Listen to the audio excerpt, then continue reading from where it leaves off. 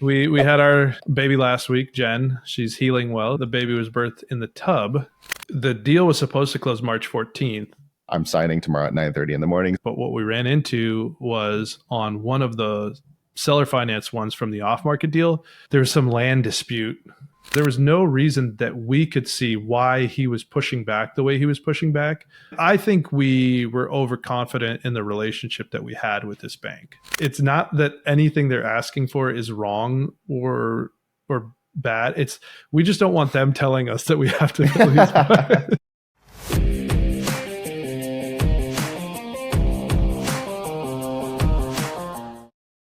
Welcome back to the Investing RN podcast. It's me and Josh today. That's all you get. It's just the two of us. Yeah, we got a few things to chat about. So we've kind of alluded to a deal that we are closing. We were supposed to have already closed. We're going to talk about it a little bit.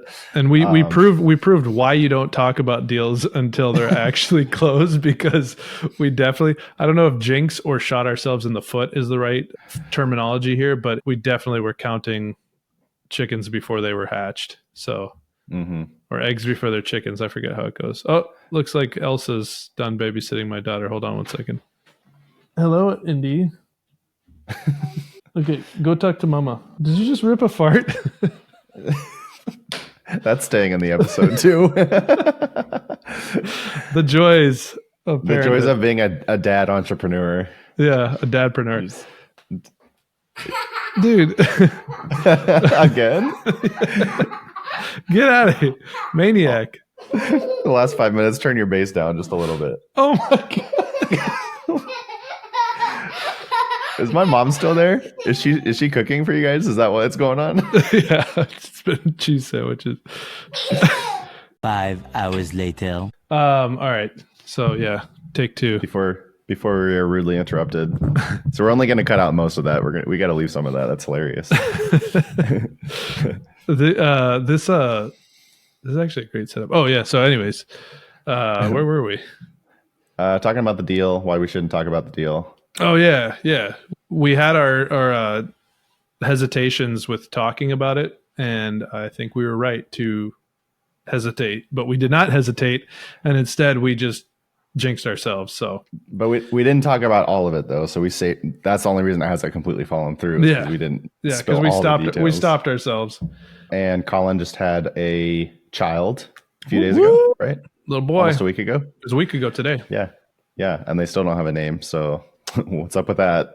That's right. And then we're going to talk about midwives. Yes. Well, we'll just see where it goes. But yeah, so I guess I'll start. Yeah, we had our baby last week, Jen. She's healing well. It's been a week. She's doing a lot better this time than she was last time. It was another home birth. This time the baby was birthed in the tub. And a couple things if you're having a home birth, make sure you get the adapter for the shower head, because we did a home birth the first time around and I don't remember getting an adapter for the shower head, but we must have, because when I took the exact same hose and went to hook it up to our shower to fill the birth tub, it does not fit. So I panicked slightly for a second. And meanwhile, Jen's in the room kind of going through the mid phases of labor. I just kind of was like, oh, how am I going to fill up this giant inflatable tub? So thankfully I had 2 Home Depot buckets and I had to wash them out real quick. And then I just started alternating and filling one and dumping it and filling the other one and dumping it. And Jen, I think, caught on a little while and she's like, what's going on with the hose? I was just like, yeah, it's fine. Don't worry about it. It's just as fast. And it was, because it was continuously running the water. But yeah, it was about probably 50 or more buckets to fill that thing up, 5-gallon buckets. So I got my workout that day. But yeah, it was cool experience. The baby was birthed in the water, and they told me that if they stay underwater, they can stay. They're fine, but once they come out of the water, they need to stay out of the water. So when he came out, I saw his mouth just come out of the water, and I'm standing there and the midwife was kind of next to me, and it's always this whole, do you want to catch the baby? And I didn't really care. I didn't feel a need to catch the baby, but I was watching and I was right there because it kind of she was just like pushing and all of a sudden it was like the baby was coming out. I was like, wait a second, this is happening already, and it looked like the mouth came out of the water, and I was waiting for a second and I was like, nah, I saw the mouth come out, so I just grabbed him. I think like the cord was kind of wrapped once around his neck, so we kind of between me and I held him and the midwife took it out, and then Jen had to step over the cord so she could sit down, and then they put the baby on her chest. But that little dude was straight purple when he came out. And I think you said Ricky was kind of purple when he came out too, right? Yeah, Ricky was a very deep purple, so he was our fourth. So I'd kind of been around the block and I'd seen babies birthed, but I'd never seen them born such a deep purple, and it like scared me. So he actually had shoulder dystocia. We did not go for the home birth. Me being in enough emergency C-sections, I'm not taking that risk. So we had all of our kids in the hospital, and kind of thank goodness, because yeah, he had shoulder dystocia. There's about, obviously everything seems way slower than in the moment, but seeing him, he had his head popped out and his shoulder was just kind of stuck there, and they're like doing all these things probably over the course of, a few seconds, 10 seconds, maybe, I don't know, maybe 20 seconds, but for me it felt like minutes. Yeah. And it was pretty terrifying. And then when he came out, he was super floppy and deep purple, but he came right back, and his 1 minute APGAR was like 7 or something. So like not all that bad. So I think it's interesting because like, my background is emergency nursing. So I feel very well, I guess I have this unrealistic idea of just overall health and like baby and child health. Like I expect the worst in a lot of situations, because that's kind of, we see the worst of everything. But the one thing we don't see a lot of is births. So maybe there was like maybe we were a little naive in that area as far as not knowing what all could go wrong. I mean, we know, but we haven't seen it firsthand. So I feel like I was a lot more comfortable with the home birth than maybe, in your situation where you're actually seeing this stuff firsthand.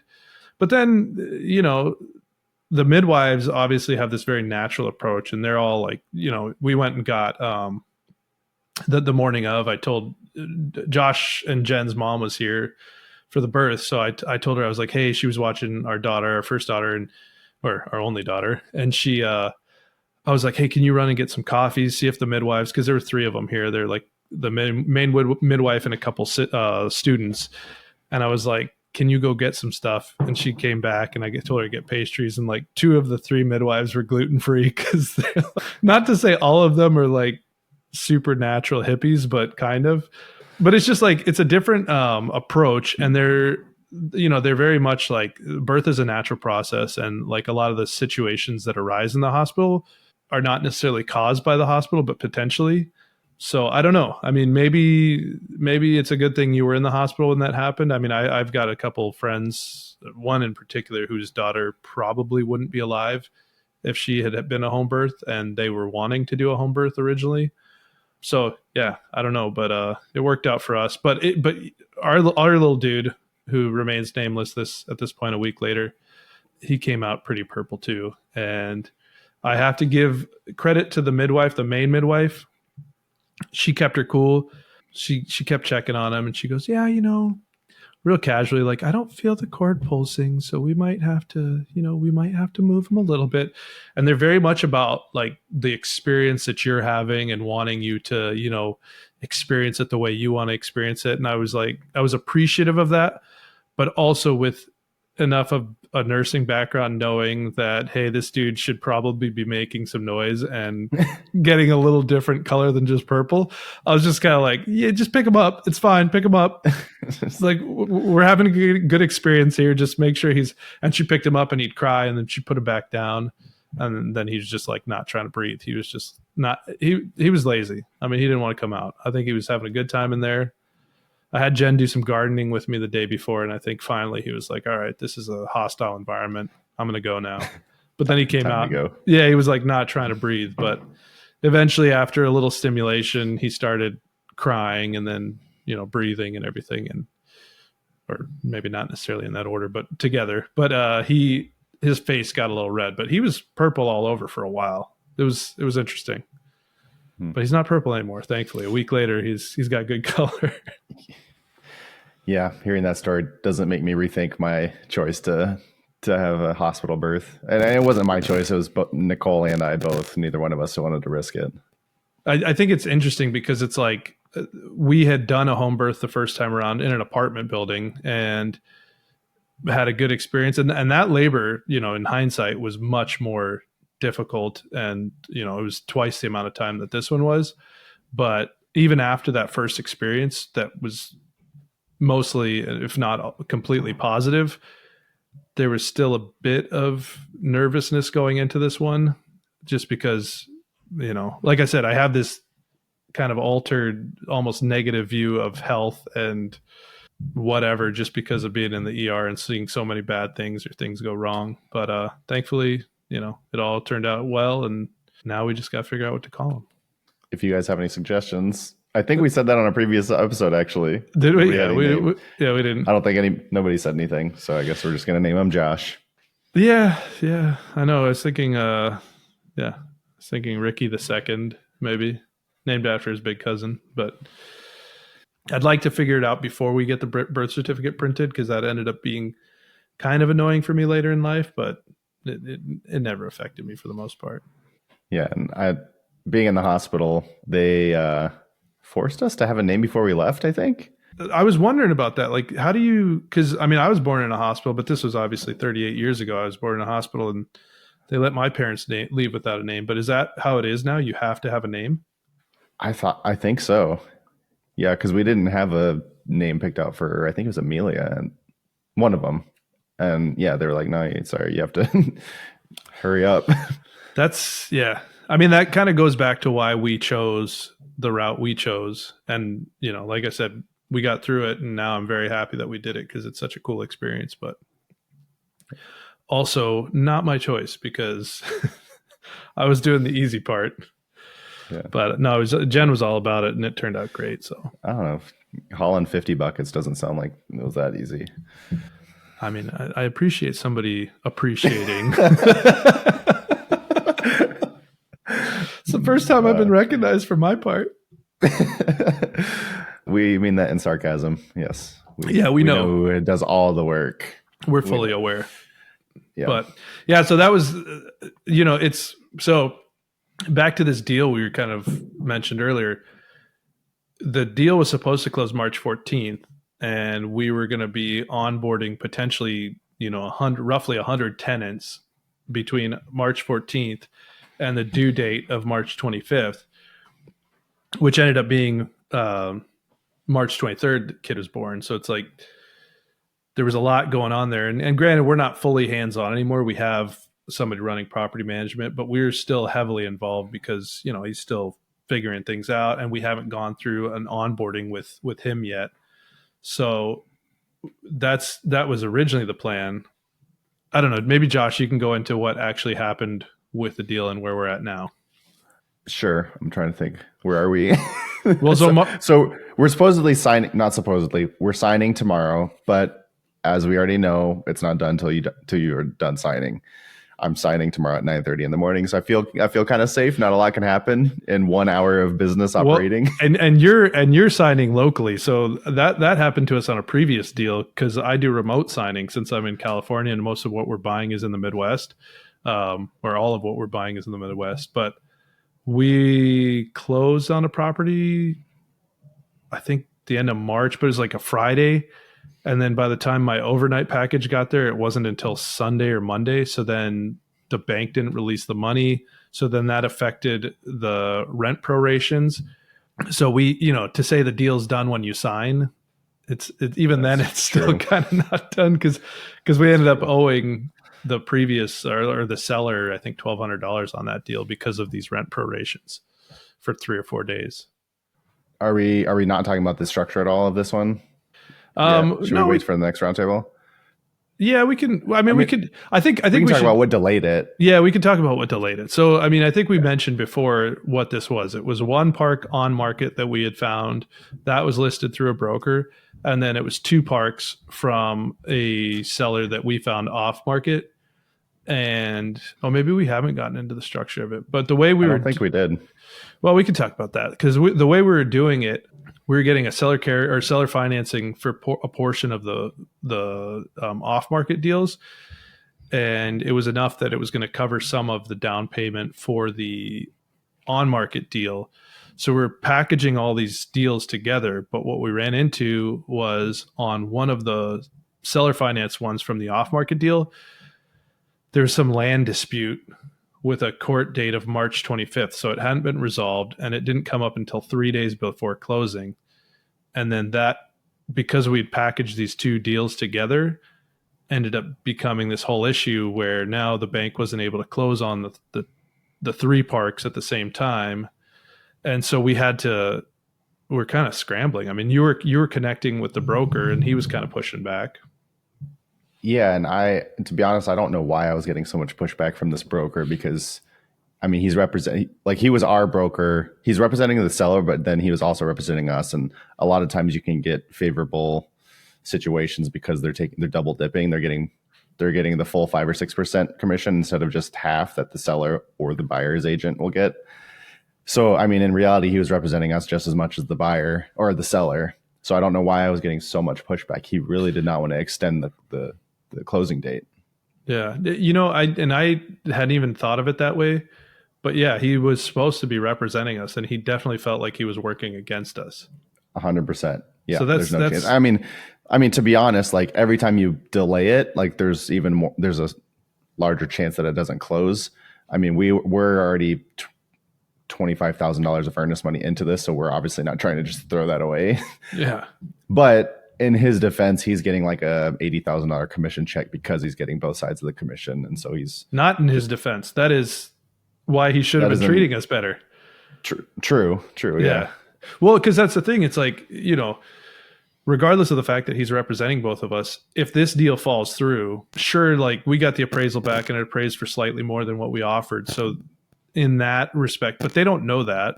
So they could have gone and relisted it.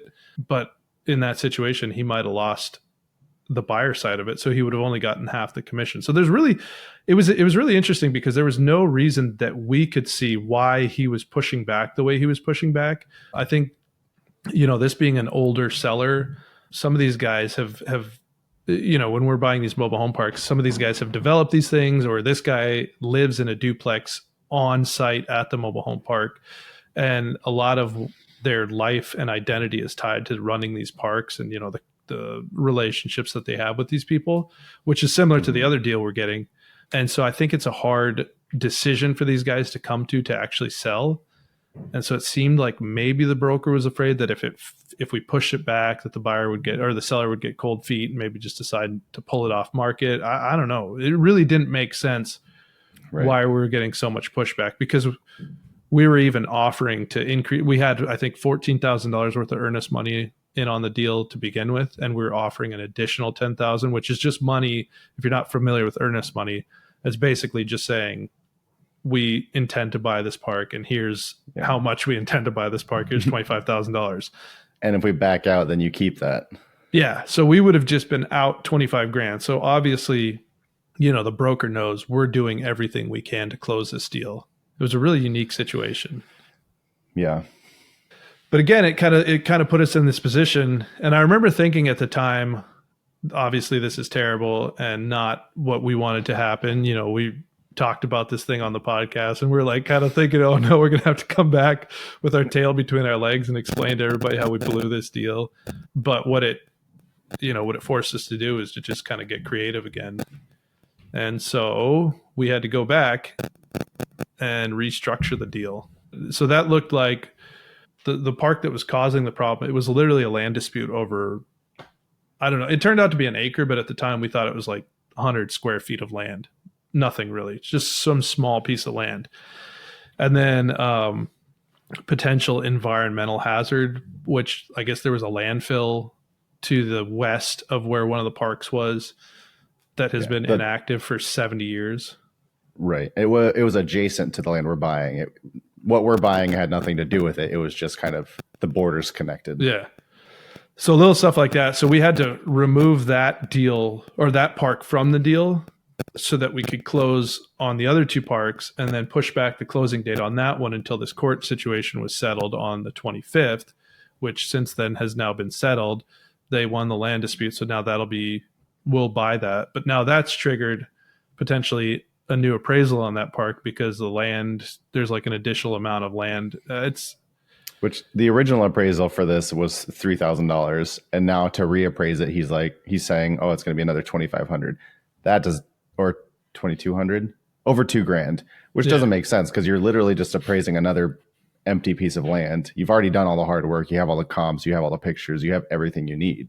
Yeah, yeah, and it's interesting too because this park also appraised over what we're offering on it, and adding an acre of land to it in my mind should increase the value of the deal. So it does, and like the whole point of the appraisal is so that the bank knows that they're not underwater on this asset that they're loaning on. And they were already fine. So I don't know. It's tough because you're kind of in these situations. What we really learned is you're at the mercy of the bank, which we knew. We've been there before, and we thought we had I think we were overconfident in the relationship that we had with this bank. Would you agree? I wouldn't say overconfident because we just expected them to, or I guess I say we loosely, but I expected just to get the same treatment as the last loan we got. Yeah. I had no reason to think that they would think otherwise either. Yeah. This is a good example of why you need to have multiple exit strategies, not necessarily exit strategies, but just like backups, like in terms of banks. We ran into a situation with a bank in the past where they told us from the get-go they were going to loan us 80%. And then when it came down to actually funding the loan, they were only going to give us, I think, 65% loan to value. And thankfully, we had another bank that we'd already worked with that we were able to run back to and get the deal done in time. But had we not had that in that situation, we would have been in a bad spot.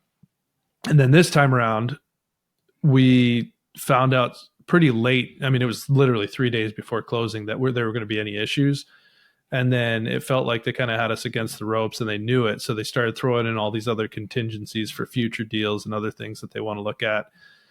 So they've underwritten every park that we have, but now they're going back to previous parks that we own and like, oh, you have to fill it now. And it's like, well, that wasn't in our original underwriting. So that's kind of strange that you're forcing us to do that now, which is, I mean, in the end, it's going to be good for all sides, but just the fact that they're forcing us to do this based on a new acquisition as opposed to when we originally purchased it feels weird.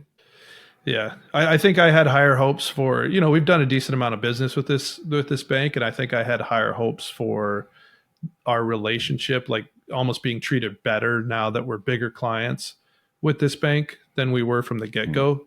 But it feels like as our portfolio and our loans with them have grown, their respect has not increased for us, even though we've done everything. We've performed on all of our loans. We've never been late. We've never, I don't know. So all of our underwriting has been accurate so far. Yeah. And we kind of, I don't want to say we got stuck with this bank, but we were pretty keen on using this bank because their terms were good. They had, 30-year amortization and 80% loan to value for refinances. So it was like, it checked all the boxes for what we were looking for. But, having some of these stipulations that they've added in, it's definitely motivated me to go out and find more banks and just have those people and those connections in the wings. Cause, I always heard, from bigger pockets and everything that you got to be talking to 100 banks and, underwriting 100 deals. And we've definitely not done that. And I think we've done pretty well so far, but we run into these situations sometimes. And I think to myself, we need to be building a bigger network in all aspects of our business. It's been a learning experience for us, but I think it's been I don't know, this is kind of the excitement of it too. Oh, for sure. Yeah, and kind of piggybacking on your like us expecting to have better relationships and more trust with the bank the more loans we do with them, and it's definitely not the case. Yeah. I don't know where I was going with that. Oh, just, I mean, the more business you do together with anybody, you just expect to kind of have a different level of trust and understanding and stuff. And it seems the opposite. So like the more loans we do here, the more nitpicky they are, the more they have to add contingencies and take contingencies away that were previously there. And yeah. It's, but maybe that's how it always is. Just, I don't know. Well, and like you said, wrong. So it feels wrong for me too. But like you said, it's like the things they're asking of us and requiring of us. It's not necessarily. Josh and I have actually talked about this, but it's not that anything they're asking for is wrong or bad. It's everything they're asking for is right, and it's like they want us to fill these parks that we already have. And we want to fill these parks that we already have. We just don't want them telling us that we have to fill these parks. I think we just don't like the fact that they're telling us what to do, even though we're planning on doing that anyways. It's just like we don't like being told by other people what to do. Yeah. So, but we know what to do. Don't tell us what to do. But they threw it in late in the game too. I mean, it was we were so far along in the process of closing. That's what felt wrong. And that's what it was. Yeah, it was like, had they told us this from the get-go? 2 days before we were supposed to close, the original time is when they told us, like, oh, now you have to do this, you have to do this. And like, we have no other options at this point because it's been over 90 days since the accepted offer. There's no way we can have time to go to another bank without the whole deal falling through. Yeah. So I think even for us, with each new deal we're doing, it's like we're learning something. We're learning something new with each new deal. And it's like with this one, I think the learning, like what I take from this one is like, A, we need more, expand our network. We need more banks to be working with. B, part of the problem with this particular bank is that they waited till very late in the game for the appraisals. And I don't know why. I don't know what the reasoning is for that, because it doesn't seem to me like there's any reason to wait till the last week of closing for these appraisals. And then it's like once they get the appraisals, then they go to their board, and their board meets every other week or every week or whatever. But it's like they're meeting the week of closing. And it's probably when they went to the underwriters, and the underwriters didn't like what they saw with some of these other deals we've done. But then that stuff's coming up late. So it's like, I think knowing that going into the deal, it's like, okay, knowing to ask that of the bank. When are you actually appraising this thing? When are you taking it to your loan committee? And when will we know, what stipulations there are going to be, whether or not you can actually close this loan? So we're not in this position where 3 days before closing, all of a sudden it's like they're throwing all this stuff at us and we basically have to agree to it or the deal falls through. So yeah, a lot to learn on this one. Yeah. Tomorrow we're supposed to sign. Hopefully it goes through. And then that's talk about a little more. Yeah, that's even tomorrow is only 2 of the 3 parks. So then there's still 1 more that we have to finalize, and then dealing with remote closings. And I think it's like we've done these deals before, but since we're dealing with 2 different title companies, I'm signing for one of them. I'm meeting like a remote notary at a coffee shop, and then I'm going across the street to the bank to sign for the other one. It's just the joys of remote closings, but yeah, it's fun stuff. But I think, I don't know. Are you typing something to me? Because if you are, I don't have that page open anymore. Oh, I question mark, wrap it up, question mark. Yeah. Cut this out. Yeah. But yeah, let's wrap it up. Yeah. Okay. Sounds good. That's what we're going through right now. More to come after we finally sign tomorrow, and then after we close the 3rd park, hopefully in the next month. Yeah, ish. Yeah, something like that. Yeah, and we just that'll get us over 250. That's kind of it's cool. Yeah, kind of a big mark. Yeah, really excited. We're trying to commit as much time as we can to investing RN right now, but definitely a little sidetracked between children being born and deals almost falling through. So we will be back with more. Unfortunately, this is the only thing that's not making us money right now, so it's the first to be neglected. Yeah, but we still enjoy it. Still have plans on quitting it anytime soon. We're committed. We love the community that we're building. Yeah. So, all right. Well, until next time.